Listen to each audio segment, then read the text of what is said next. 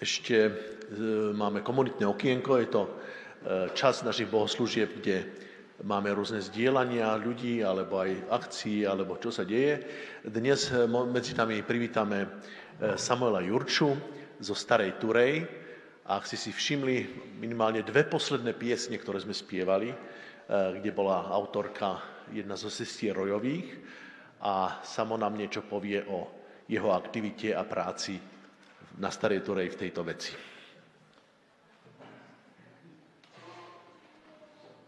Ďakujem pekne za priestor a som rád, že môžem byť medzi vami a tým viac, že som si uvedomil, že som aj s vašim zborom spojený, a tak prichádzam zo Starej Turej a vlastne aj bratia a sestry z nášho staroturánskeho zboru vás pozdravujú.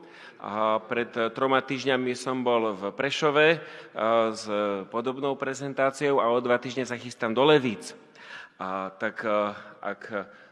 Takže takto vnímam, že sme takto prepojení.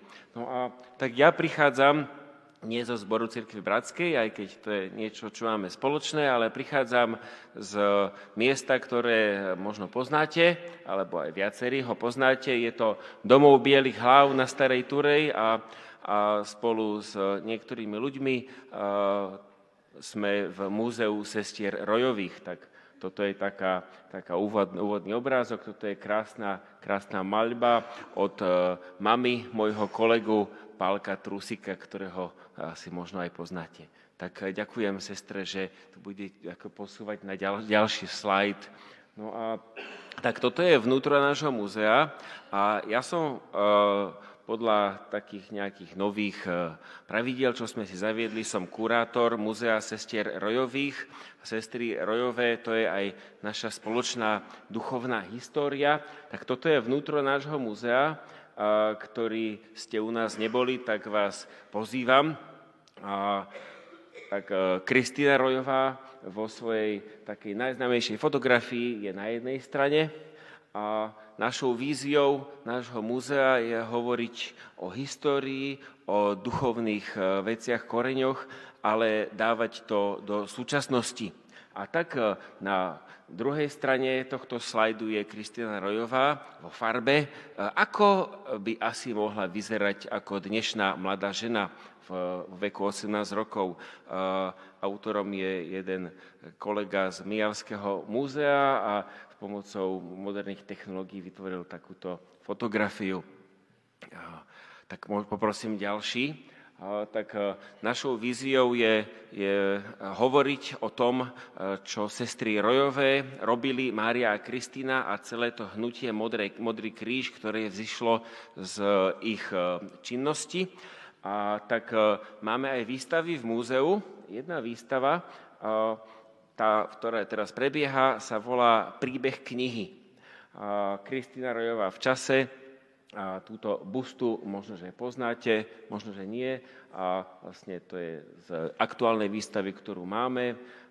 Na dolnej fotografii je písací stroj, ktorý bol majetkom Ivana Valentu kedysi a na ňom sa prepisovali aj diela Kristíny Rojovej v samizdate. No a na druhej polke je výstava, expozícia, ktorú plánujeme v Starej Turej tento rok otvoriť. Výstava v spolupráci s sekulárnym mestským múzeom, ktorá bude niesť názov Krčmári a abstinenti. Čiže posolstvo vtedajšieho Modrého kríža a Rojových je abstinentizmus a je boj so závislosťou na alkohole. No a vlastne je tam na obrázku starodávny hostinec Krčma v Starej Turej. Tak Stará Tura je známa aj ovocno-destilátovou trasou, tak to bude taká kombinácia ako alkohol, zlý sluha a zlý pán a dobrý sluha. A naše ako nášho múzea, naše také motto je, alebo také vnútorné heslo je hovoriť, že kto alebo čo nám môže pomôcť z nejakých závislostí, z nejakých problémov, z nejakých hriechov. To je úplne jadro našej zvesti. Je to Ježiš Kristus. Tak poprosím ďalší obrázok.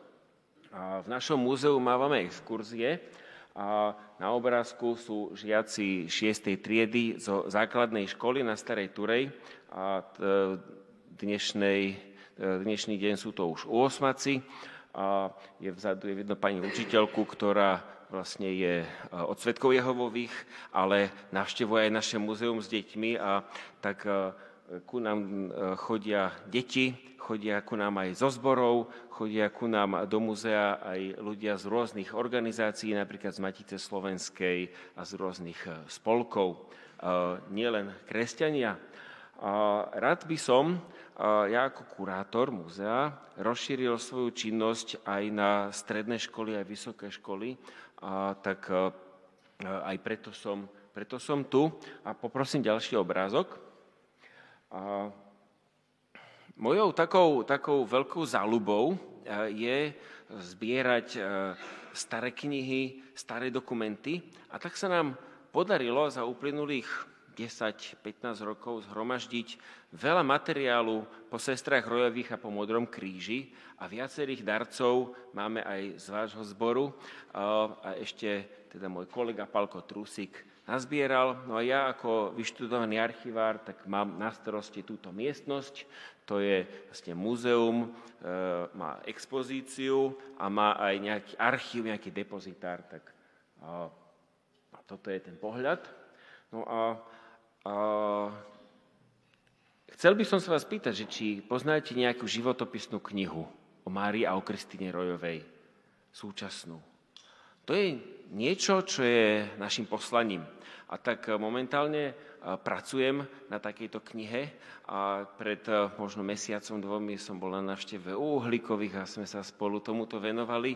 A taká pomerne rozsiahla knižka sa chystá.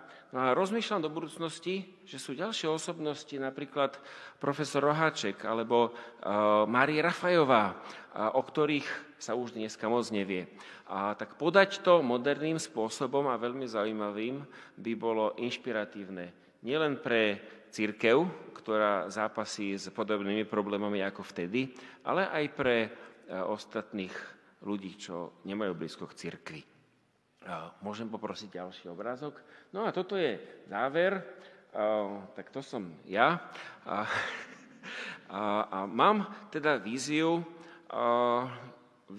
tak navštevujem zbory a pracovať ako v Múzeu sestier Rojových na týchto dejinách a dávať ich do dnešnej doby. A aby to bolo možné, tak budem potrebovať možno aj vašu pomoc. Ak by niekoho z vás toto oslovilo, tak môžete aj finančne prispieť, môžete prispieť svojimi modlitbami a určite rád vás budem informovať o tom, čo je nové na ďalšie roky. A určite pomôže aj malá suma 5 eur, pomôže aj väčšia suma a vlastne takýmto spôsobom hľadáme pravidelných darcov, aby sme mohli ako múzeum fungovať. Tak toto je z mojej strany taký záver. Ďakujem za tento krátky čas, ktorý som mohol mať. A keď skončíme, tak budem stať vonku pri východe. Mám aj nejaké knižky, aj kávu August Roy, aj niečo a rád sa s vami porozprávam a ak vás to oslovilo, tak môžeme ešte prehodiť pár slov. Ďakujem veľmi pekne.